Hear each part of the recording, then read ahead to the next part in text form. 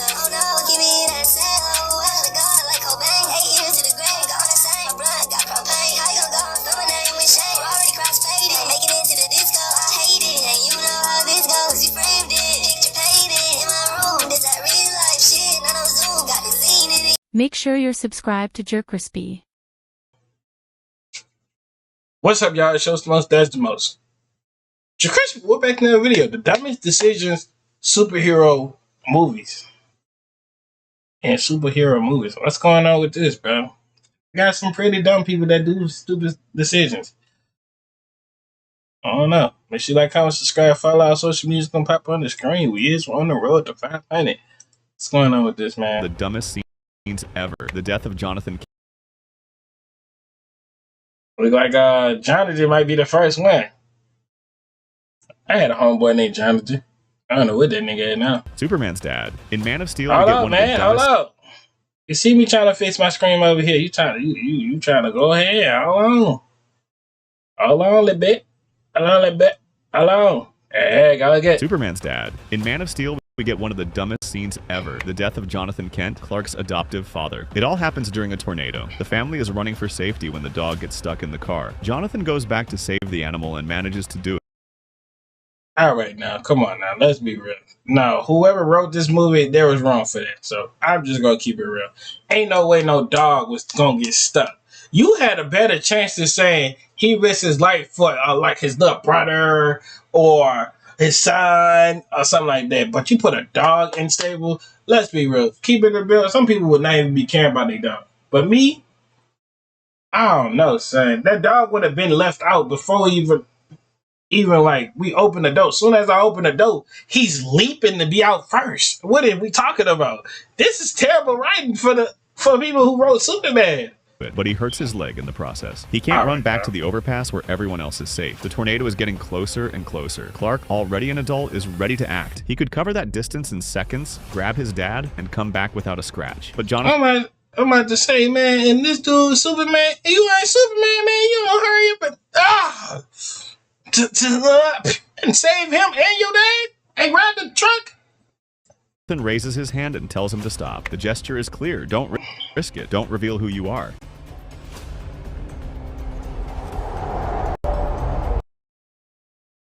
Man, ain't no way I would have let that man. Man, no, son. Man, no, son. I would not let that man die like that, bro. I wouldn't say no stop. Stop what? I would be like, look, would have throw a thing. Stop. You know, like real talk. Man, no, son. The Man of Steel, the most powerful being on Earth, just stands there, watching his own father get taken and destroyed by the tornado. The idea of the movie is to show Jonathan as someone who sacrifices himself for his son's secret. But let's be honest, it was one of the dumbest decisions ever written in a superhero movie. Clark could have saved his father quickly and discreetly without anyone noticing. Instead, he just stood there, frozen, watching it all happen. The glasses. In the MCU, one of Spider-Man's dumbest moments happened in Spider-Man: Far From Home. Peter Parker has always been the inexperienced hero, trying to balance his teenage life with being a superhero, and it was exactly that naivete that opened the door for one of the worst decisions of his journey. After Tony Stark's death, the world was looking for a new Iron Man. Peter, still shaken, received the Edith glasses, which gave him access to insane technology, including combat drones. It was a gift that represented Tony's trust and the responsibility he was passing on to Peter. But Peter wasn't ready. First, he showed he didn't know how to handle the glasses, nearly launching a drone strike on a classmate by mistake. Firing.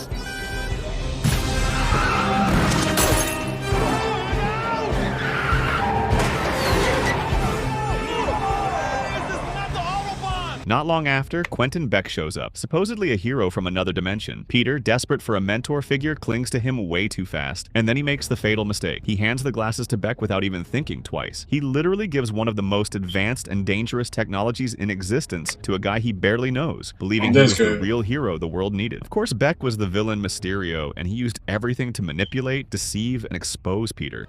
See, that wasn't so hard. Somebody get this stupid costume off me! In the end, not only did Peter put innocent people in danger, but he also lost his secret identity and had his reputation destroyed. But hold on, he's not the only Spider-Man to make dumb decisions in the movies. The kiss. In Spider-Man 3, there's a scene that still divides fans to this day. Peter Parker kissing Gwen Stacy. It all happens during a parade honoring Spider-Man. Peter how this dumb though? Like, is being celebrated as a hero by the city, waving to the crowd and soaking up the attention. In the middle of it, Gwen shows up and the crowd asks them to kiss, recreating the famous upside-down kiss he had with Mary Jane in the first movie. Without really thinking about the consequences, Peter agrees. He pulls Gwen in and, in front of everyone, kisses her in a big, theatrical way. The problem is, Mary Jane is right there, watching it all. What? That's not dumb, because Mary Jane, she turned around and messed with such and such. The dude who turned the Green Goblin. And then, no, not Green Goblin. He turned around and messed with the dude who wanted to be Venom. And then, yeah, like, hold on. And this one we got Black Spider-Man. Man, hold on, man. You can't, man. No. Hope Pete's getting a shot of this. There you go right now.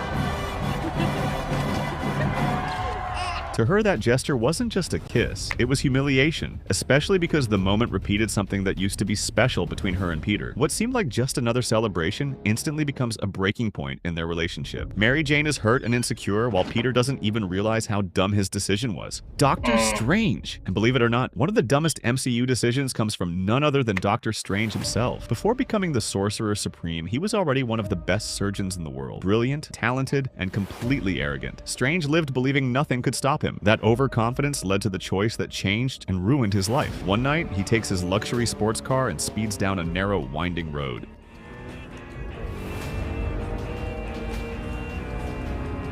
Not satisfied with just going fast, he starts messing with his phone, looking through patient files to decide who was worthy of his attention. In other words, zero focus on driving. The result couldn't be anything else, a brutal crash. The car flies off the road, flips All right, several— come on now, Doctor Strange. Like, come on. You the smartest dude in marbles besides Tony Stark.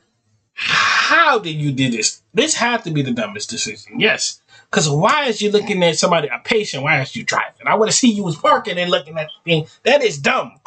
times and is completely destroyed. This is low-key dumb.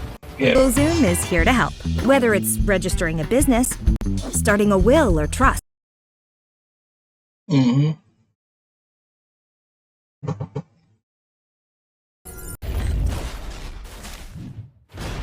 The most tragic part is that even though he survives, Strange loses the one thing most valuable to his surgical career, the steady control of his hands. If he had been even slightly responsible, none of this would have happened. He not only put his own life at risk, but he could easily have killed others on the road. Drunk experiment. In Fantastic Four, we learn that alcohol and science experiments don't mix well. In the movie, Reed is invited to help build a teleportation machine at the Baxter Foundation, designed to explore a new dimension. The group of young scientists teleportation machine at the back.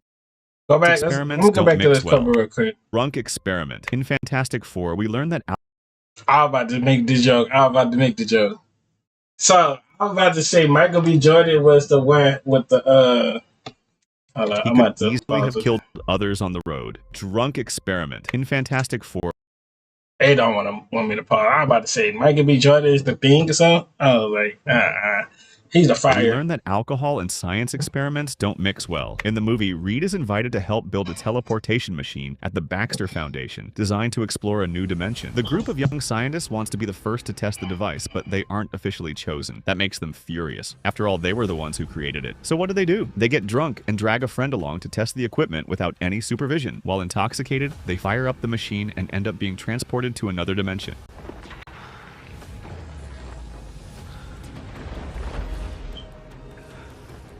Yo, what dimension this is? The ground in this new place quickly starts destabilizing, creating an extremely dangerous situation. Victor Von Doom falls in what seems like a fatal accident, while the others manage to escape alive.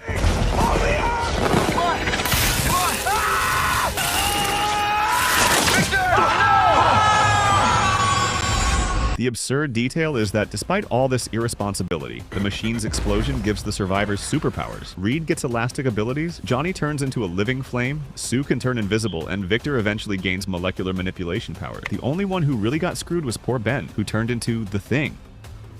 He's been Damn. active in covert operations with a 100% success rate. Well, the lesson here is clear. If you're So wait, only one Ben, who really wait, Ben, that's the one. Ben was the one who failed. the machine's accident, while the others managed to escape alive.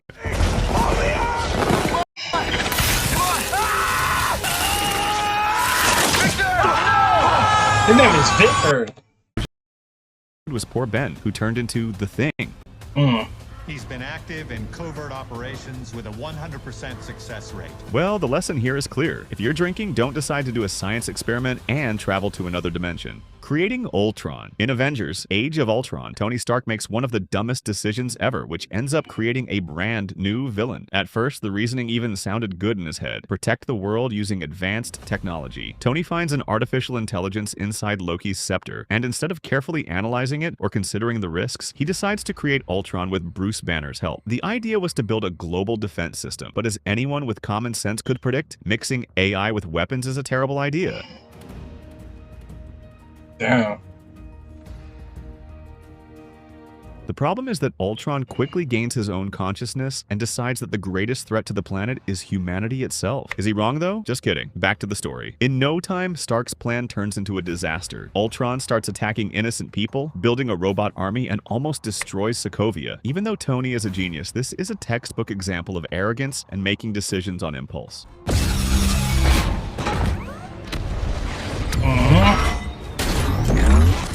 In the end, the Avengers had to clean up the mess, risking even more lives to fix Stark's mistake. Creating Ultron was, without a doubt, one of the dumbest choices in the Marvel Universe. Giving away his address. And creating Ultron wasn't Tony Stark's only dumb decision, because years earlier he had already made another one, giving his home address to the Mandarin. After his friend Happy was seriously injured by terrorists connected to the villain, Tony, instead of coming up with a safer plan, decided to confront the Mandarin head-on. He went on live TV and straight up gave out the address of his Malibu house. Yeah, he basically invited a dangerous man to attack his home. My name is Tony. Yeah, ain't no way. I couldn't say that had to be top 10 dumbest decision. That had to be poor writing or something else. Stark, and I'm not afraid of you. Here's my Ain't no way. And as expected, his house really does get attacked. Wow!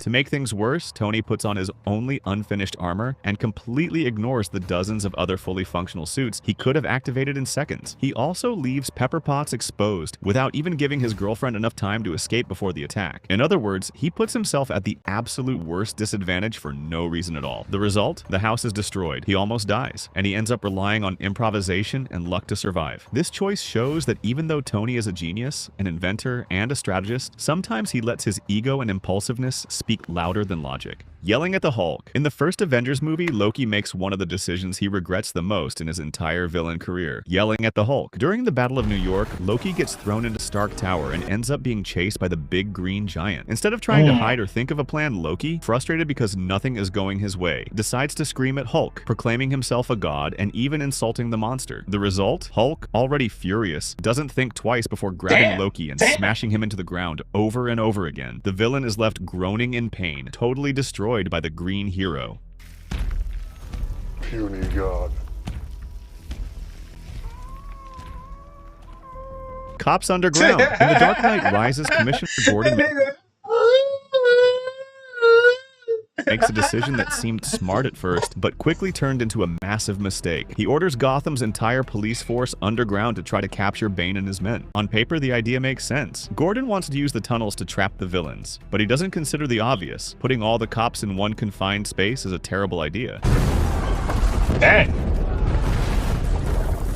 Naturally, they all end up trapped, while Bane and the criminals he frees are left loose to wreak havoc on Gotham. It's a complete disaster in planning. Any basic combat strategy would have suggested sending only a specialized team, blocking exits, or at least coordinating external reinforcements. Instead, the entire police force was put in unnecessary danger, turning the operation into a fiasco. And the worst part is that Gordon was still recovering from his earlier encounters with Bane, which raises another question. Why let someone traumatized make such critical decisions? It's like asking someone with a broken hand to drive a race car. Clearly not the best idea. In the end, Gordon's decision not only fails miserably, but also allows Bane to take control of Gotham with ease. The black suit. Yeah, it looks like Peter Parker made a lot of dumb decisions and Alright, now the black suit was actually a good thing. I'm not gonna hold you. That was actually a good decision. So you might need to take this one off. Spider-Man 3. One of them happened when he got the alien suit. In the movie, Peter simply wakes up stuck to the wall of a building and discovers he's wearing a brand new suit. All black, stylish, and packed with extra powers. The suit gave him increased strength and even changed shape however he wanted. For any hero, that alone would have been suspicious, but Peter just let himself get carried away by the excitement. If we did not have the black suit of Spider-Man, what would you have then? What would you have then? If you didn't have the black suit of Spider-Man, what would it be then? He's saying this is a dumb decision. I couldn't see this be a dumb decision. I feel like this is the most rightest move they ever did. Cause you know why? This movie did good with the black suit in it. I feel like this is actually good. Like, to me, I feel like that's actually good. This feels good.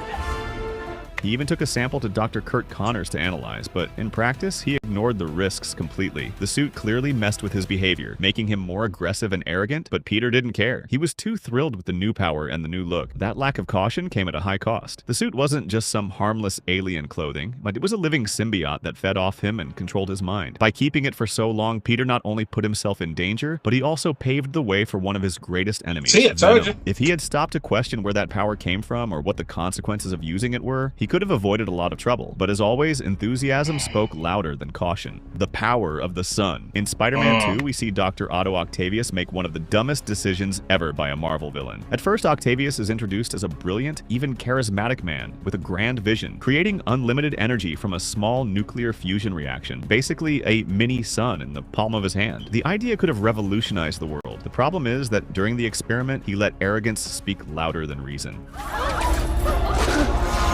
Keep calm. It's only a spike. It'll soon stabilize.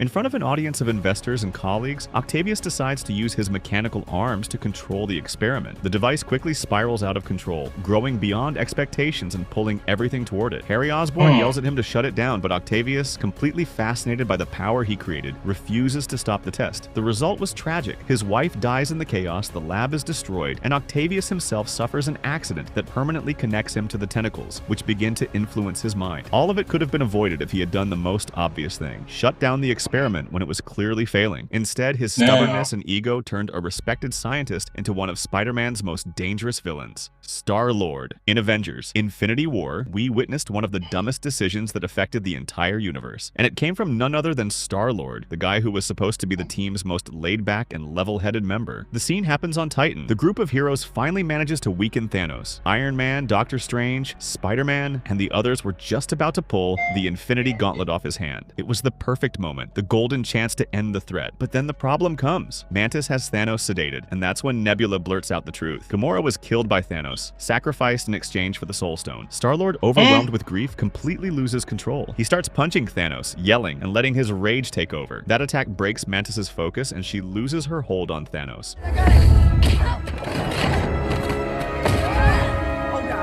Yeah, that was dumb. I ain't lying to you, because they could have been beat Thanos, but he wanted to let his anger beat the best of him. See, after that, I would have told him, man, what's wrong with you? We could have beat him. Man, yeah, I would have squared up with that dude, man. Thanos wakes up, regains full control of the situation, and manages to head to Wakanda for the last stone. All because Peter Quill couldn't hold back his emotions for just a few more seconds. Of course, his grief was real. He loved Gamora, but the choice was dumb. 1 minute of self-control could have saved half the universe. So, which of these decisions was the dumbest? I'm just gonna tell you right now. That guy, it gotta be this is number one. This is number one for real. That's number one. I said for number two, have to be that with the last video. And number three, I would have to low key say, hold up, wait. If y'all want this, let me know. Y'all subscribe too. Make sure y'all subscribe. I say number three had to be the Spider-Man villain with Dr. Ox. I feel like that was dumb.